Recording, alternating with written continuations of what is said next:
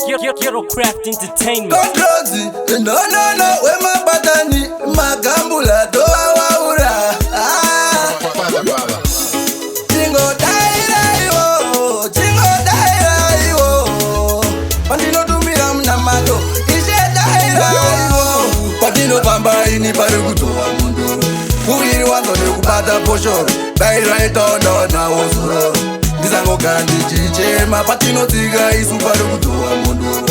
Miri yanzole kupata poshoro, daizwa itondo na osuro. Ndizango kandi chichema, tingamba ere diri murombo. Aiwa site, maya, iwa ndiwane uvengo.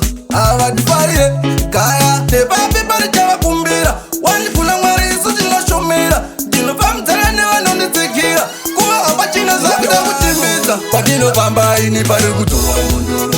Kuhiri wanzo ni kupata poshoro, daira itondo na osuro.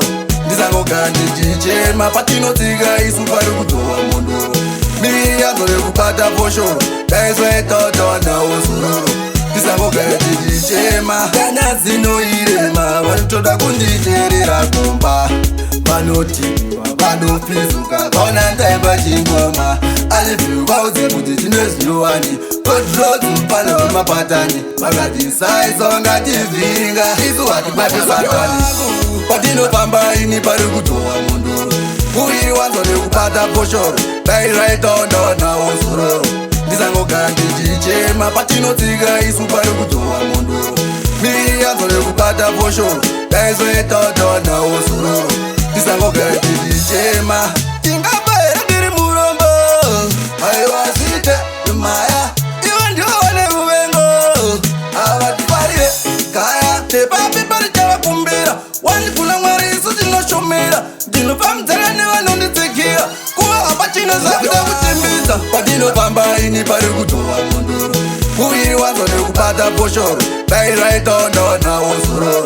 Ndizango kandi chichema, patino tiga isu pari kutoa mundo.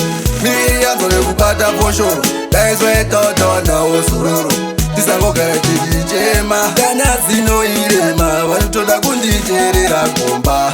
Vanoti, vanofizuka, kona ntaimba chingoma. Alifiu vauzi kuti chinezviwani. Kodrozi mpana wemapatani. Makati saizo ngativhiringa, isu hatibate satani.